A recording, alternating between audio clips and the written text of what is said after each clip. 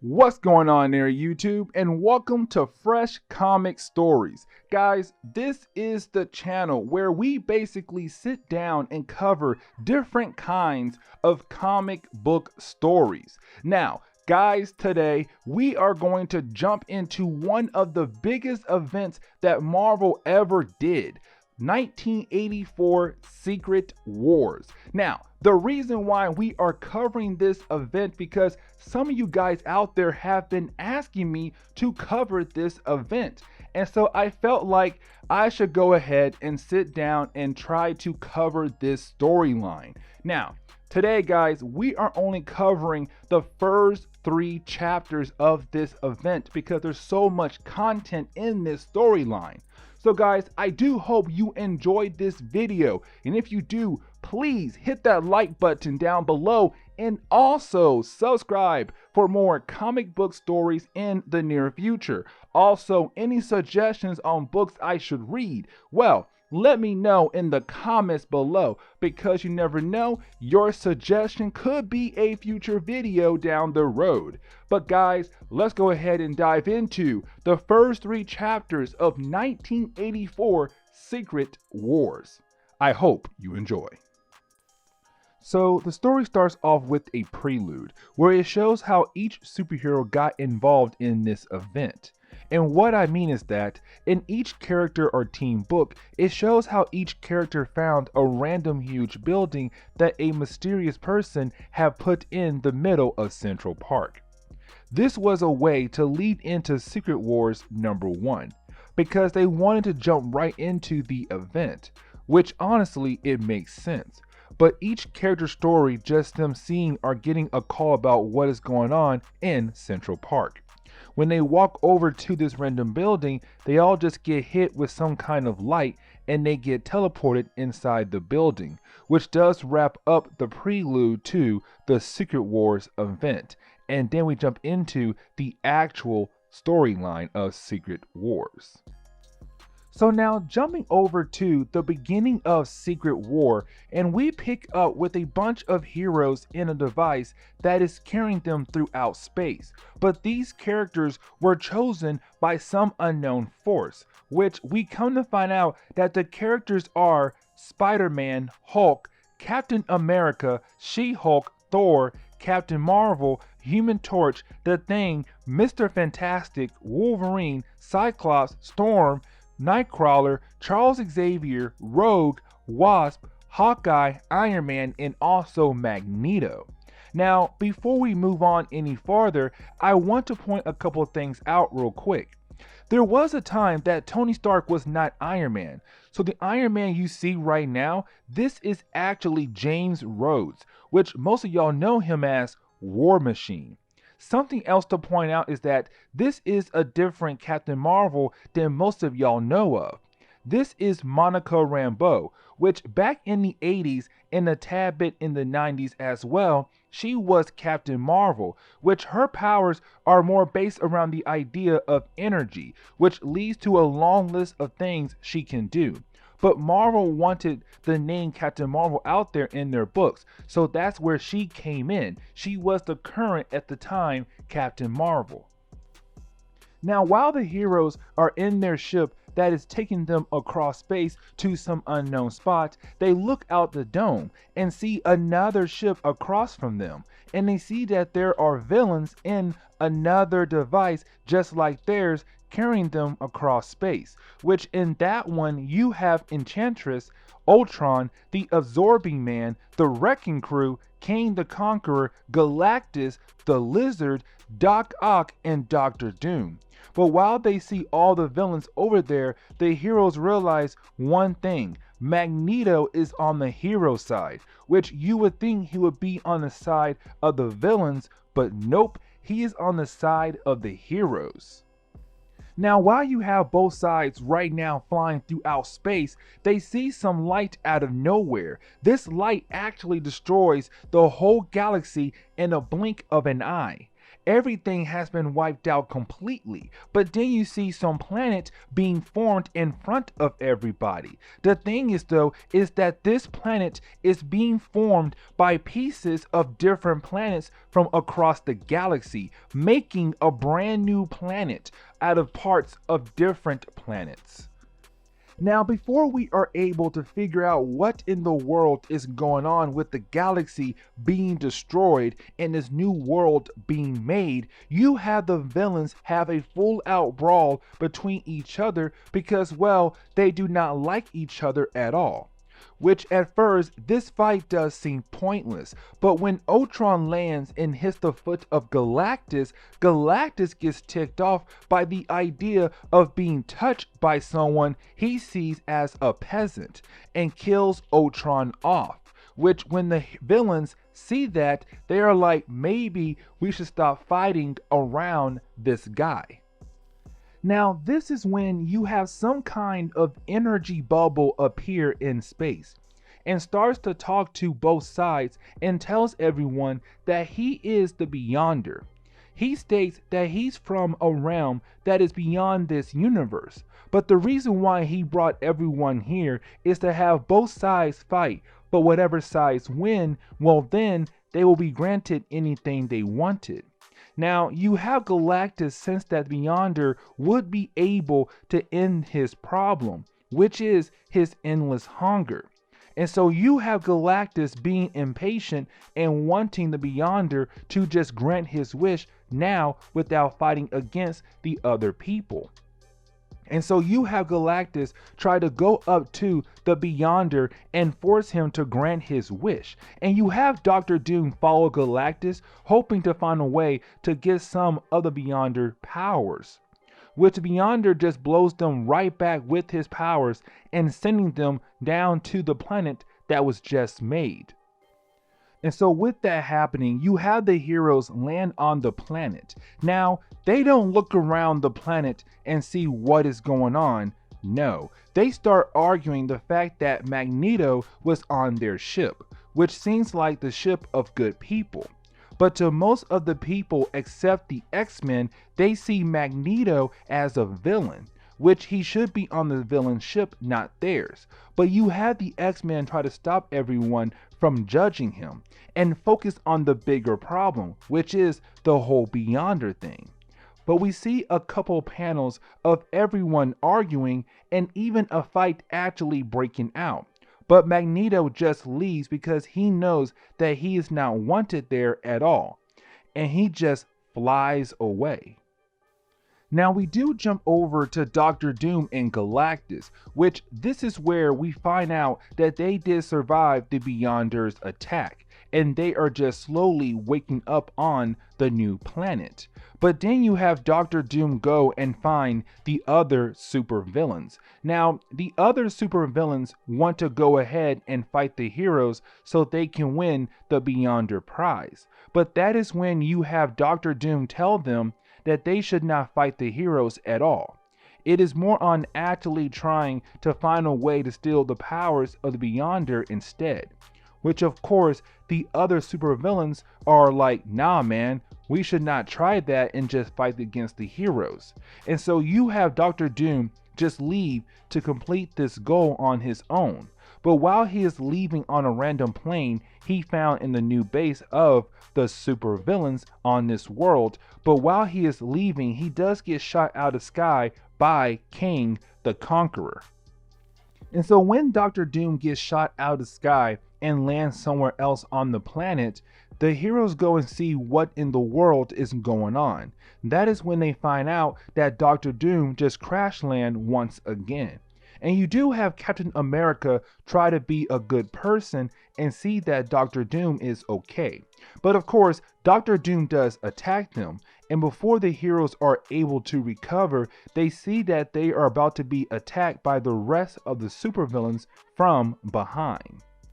Chapter 2 opens up with the heroes fighting against the villains in an all-out battle. Now honestly, you would think that the heroes would win the battle because we have a pretty strong roster of heroes here. But honestly, the heroes were caught by surprise. And so with that, they actually are losing the battle against the villains.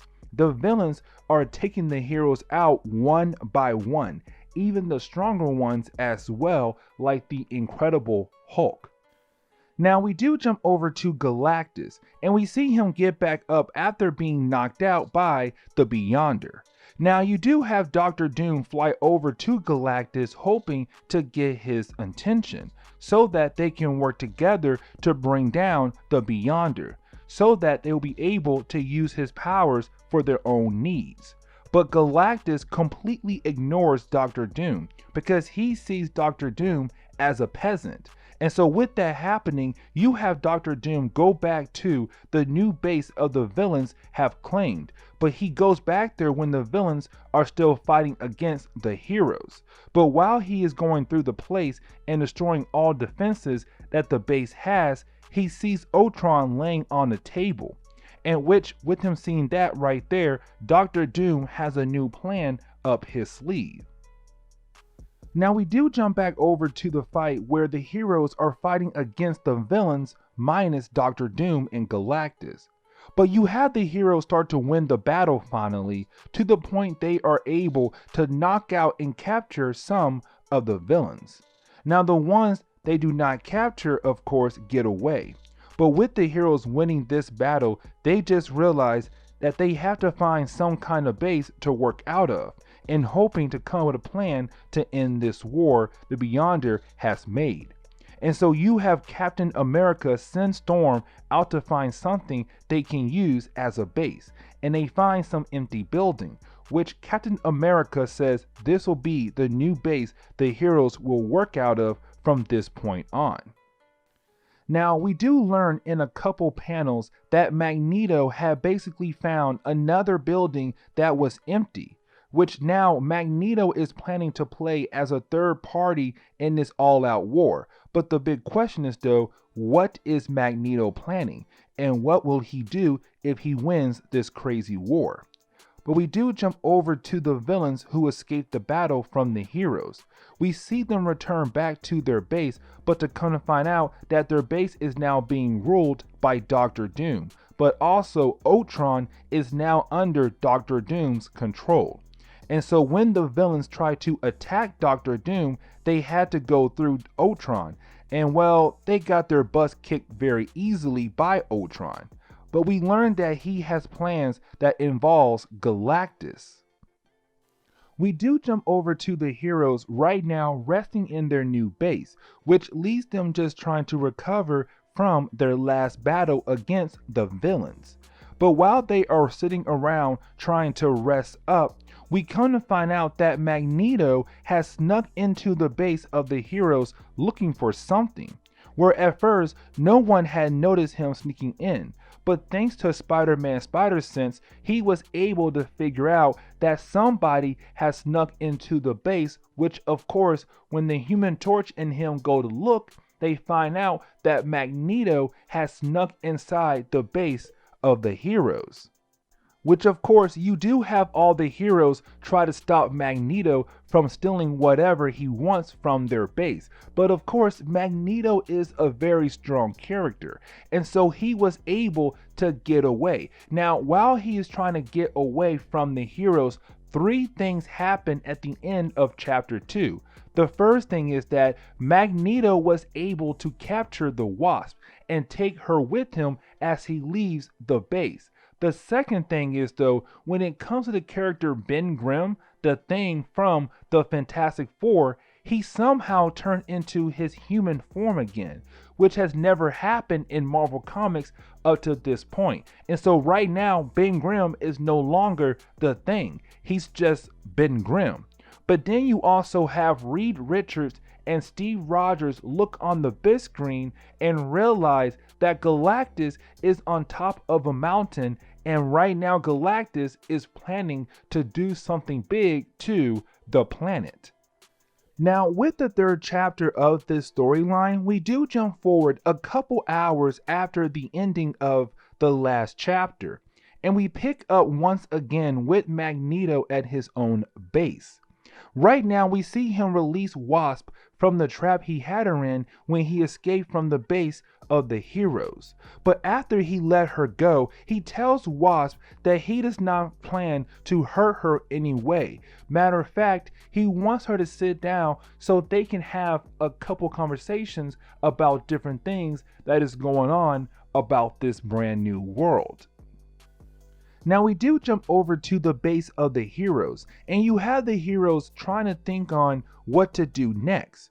With the crazy storm going on outside and Thor trying to defend the base from this storm, you have Reed Richards, Captain America, and the Hulk look at the big screen again, wondering what in the world Galactus is planning to do. He's just standing on top of the mountain looking out and has not moved an inch in a good amount of time.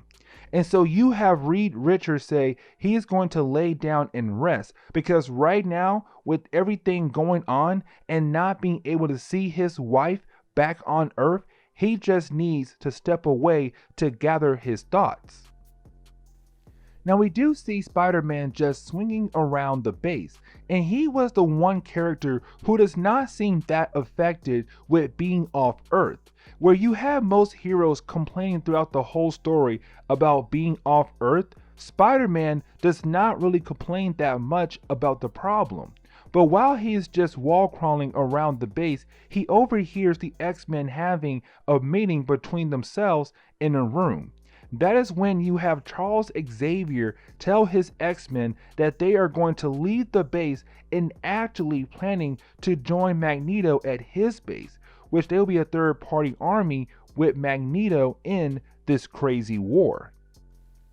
But with them saying that, of course, Spider-Man overheard that and begins to attack the X-Men, which of course leads to the X-Men trying to stop Spider-Man.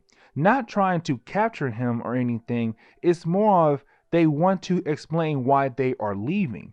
But of course, with Spider-Man powers, he was able to escape from the X-Men and he tries to run to the other heroes to inform them what he thinks the X-Men are planning to do. But at the very last second, you have Charles Xavier use his powers to wipe the mind of Spider-Man.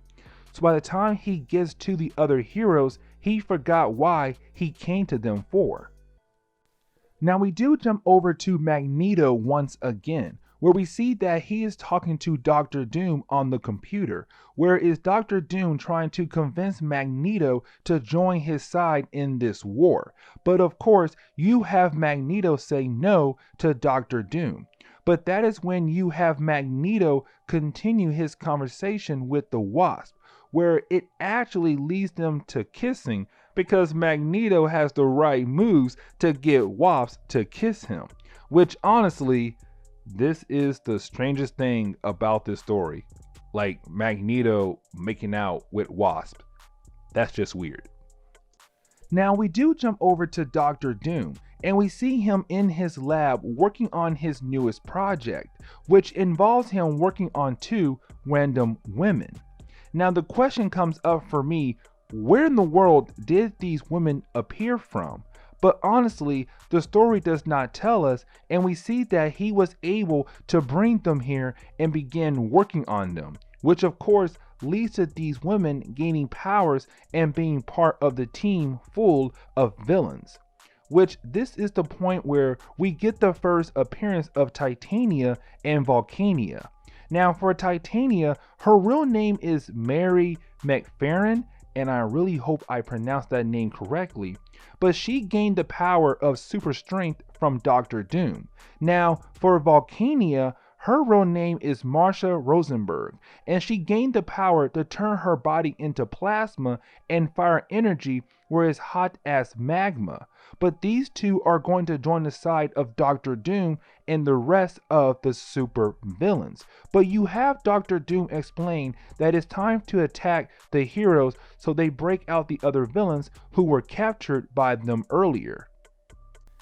And so now we jump over to the heroes and all of them resting up trying to regain some of their strength. But you do have Thor release the Enchantress so they can have a small talk, which leads to those two leaving the base and going off on their own. But as soon as they leave the building, that is when Captain America wakes up and realizes that he should have not fallen asleep, because Doctor Doom would attack when the heroes are basically distracted, which of course that does happen. You have the villains attack the base and wipe out the heroes one by one, to the point they have to fall back and leave the base behind because they are being overrun by the villains. And guys, this is where we are going to end today's video. Now, I had to break this storyline up into 4 different videos because this storyline is so massive, so huge. I want to make sure I do a good job covering this whole storyline. And so guys, next week we are going to cover issue number 4 through 6 of Secret Wars. So guys, I do hope you enjoyed today's video. And if you do, please leave me a like down below and also subscribe for more comic book stories in the near future. Also, any suggestions on books I should read, let me know in the comments below, because you never know, your suggestion could be a future video down the road. But guys, this is the end of today's video, so I'll see you guys on the next comic book story. Later, guys.